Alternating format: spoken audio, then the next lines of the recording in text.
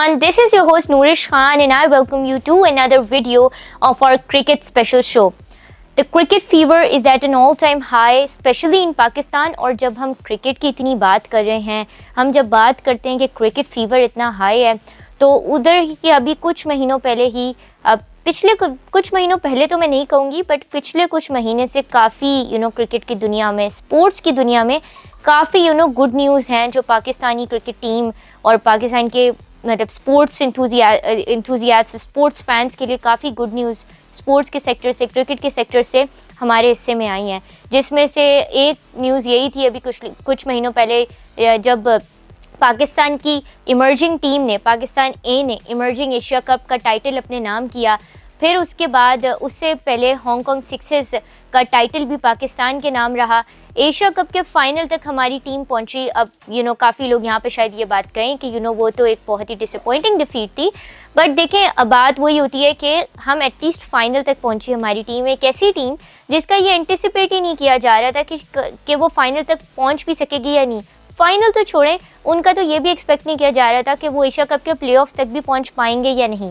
But that team, क्योंकि उनमें confidence था, सेल्फ बिलीफ था, मोटिवेशन थी और इंथुजियाज़म था कि हमें आगे बढ़ना है और एक पैशन था गेम के लिए, तो फाइनल तक हमारी टीम पहुंची, जो कि इट सेल्फ अ विन है। अब यहाँ पे $1 मिलियन क्वेश्चन ये आता है कि हम इतने एशिया कप के फाइनल तक पहुँचे, फिर इमर्जिंग एशिया कप हमने अपने नाम किया, हांगकांग सिक्सेस का टूर्नामेंट हमने अपने नाम किया, उसके बाद कुछ सीरीज़ थी, ट्राई नेशन सीरीज़ पाकिस्तान ने खेली थी, पाकिस्तान, श्रीलंका और जिम्बाब्वे के बीच जो हुई थी वो हमारे नाम रही, और भी कुछ सीरीज़ थी जो हमारे नाम रही बीच में।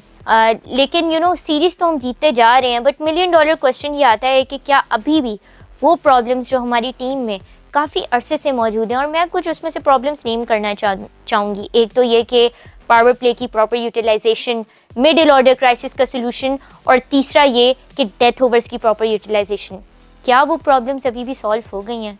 This is $1 million question that every cricket enthusiast, every cricket analyst, every journalist has been asking for as long as one can remember. But unfortunately, the answer to this is still far from known. And there's a lot that meets the eye, and this is what we're going to talk about in today's video.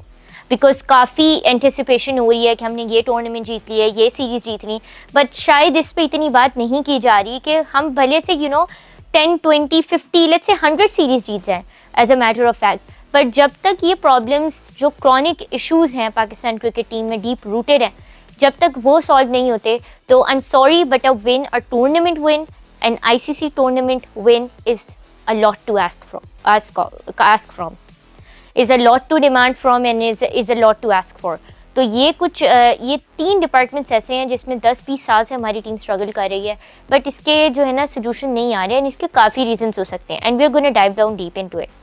अब अगर हम इसको थोड़ा सा bisect करें, recently under-19 tournament हो रहे Asia cup, उसमें ऑफ कोर्स हमारे पास टैलेंट भर भर के सामने आ रहा है। फिर डोमेस्टिक सीजन हुआ, कायद-ए-आज़म ट्रॉफी चल रही थी, उसके बाद अभी रिसेंटली हमारे पास as we speak President's cup चल रहा है। उससे पहले कायद-ए-आज़म ट्रॉफी थी जो by the way Karachi Blues ने अपने नाम की, उससे पहले हनीफ मोहम्मद ट्रॉफी चल रही थी, एंड उसमें बीच में हमारे पास काफ़ी डोमेस्टिक टूर्नामेंट भी आते रहे, गनी रॉयल ट्रॉफी चल रही थी, फिर बीच में काफ़ी टेप बॉल के टूर्नामेंट्स आए, फिर अभी भी रिसेंटली हमारे पास Pakistan tape ball premier league start होने वाली है एंड ऑफ दिसंबर से।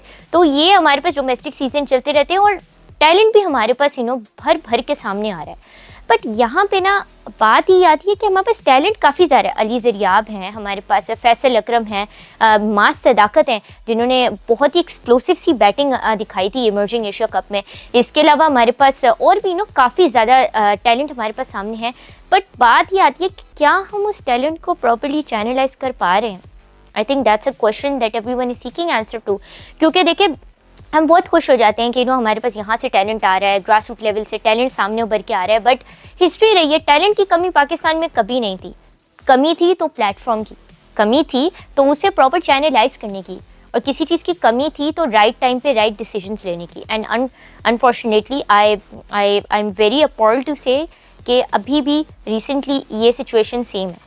अब आई रियली होप कि T20 world cup that is starting from the 8th of February 2026, जिसको श्रीलंका और इंडिया जॉइंट होस्ट करेंगे, उस वर्ल्ड कप में T20 वर्ल्ड कप 2026 बड़ी उम्मीदें हैं पाकिस्तानी टीम से फॉर नंबर ऑफ़ रीजंस, क्योंकि अब हमारे पास टैलेंट भर के सामने आया है। तो एवरीवन, पूरा पाकिस्तान ये देखने की बड़ा पुरुमीद है कि इस टैलेंट को उस प्लेइंग 11 में कैसे कॉन्स्टिट्यूट किया जाता है, कि जो प्लेइंग 11 बनाने के लिए अभी से बहुत एंटिसिपेशन हुई जा रही है कि हम T20 वर्ल्ड कप 2026 में किस प्लेइंग 11 के साथ जाएंगे, किस स्क्वाड के साथ जाएंगे। Everyone is pumped up to see how things go। फिर अभी रिसेंटली अंडर 19 की मैंने उसकी बात की, एशिया कप चल रहा है, इसके बाद एक और जो यहाँ पे आता है, मैं एक एग्जांपल इसलिए देना चाह रही हूँ कि I would like to connect it, क्योंकि डोमेस्टिक की मैंने बात की, हमारे पास टैलेंट बहुत है, but how can we channelise. मैं एक एग्जांपल आपको इसकी देना चाहूँगी। रिसेंटली हमारे पास बिग बैश लीग चल रही है and big bash league is making headlines. And why is it making headlines? Because Babar Azam, our legend Babar Azam, जिसको जो पूरी दुनिया के लेजेंड है, उनको जो है उन्होंने सिडनी सिक्सर्स के साथ साइन अप किया है इस बिग बैश लीग के सीज़न के लिए। एंड सिडनी सिक्सर्स की तरफ से वो खेल रहे हैं और उन्होंने रिसेंटली अपना पहला मैच खेला है सिडनी सिक्सर्स की तरफ से। अब बैटिंग तो वो नहीं कर पाई इतनी ज़्यादा अच्छी, क्योंकि पहले मैच में वो 5 बॉलों पे 2 रन बना के पेविलियन लौट गए।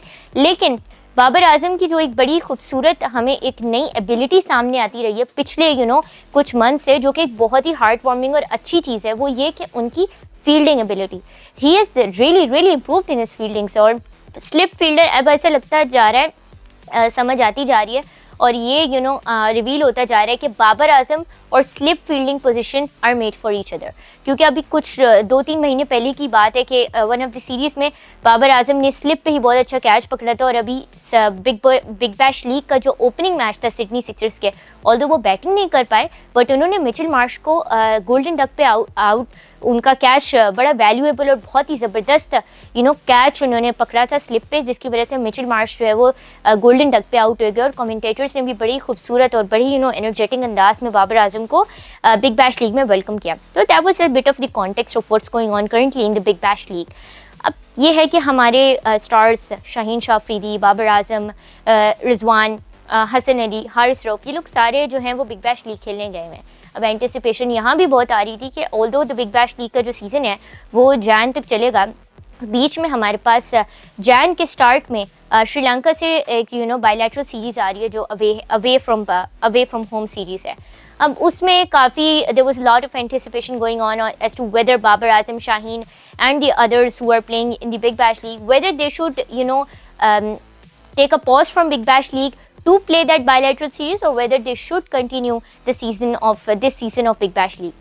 Now again इसमें देखें काफ़ी एस्पेक्ट्स आते हैं। एक अगर हम देखें तो सबसे पहली चीज़ जो हमें कंसिडर करनी चाहिए दैट इज़ प्रोफेशनलिज्म। जब आपका बिग बैश लीग के साथ कॉन्ट्रैक्ट हो गया है तो बिग बैश लीग ने भी यही डिमांड किया है कि वी वुड रियली वांट कि वो पूरा सीज़न हमारे साथ खेलें जो स्टार्स हैं, for obvious reasons of course, क्योंकि they have spent a lot of money, a lot of time, a lot of effort in their marketing department, the big bash league, because of course Babar is playing, Shaheen is playing and all the other stars are playing.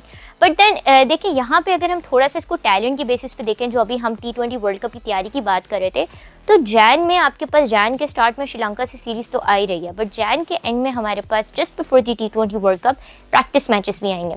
अब ये हमारे पास golden मौका है, golden opportunity है कि हम अपनी bench को टेस्ट करें।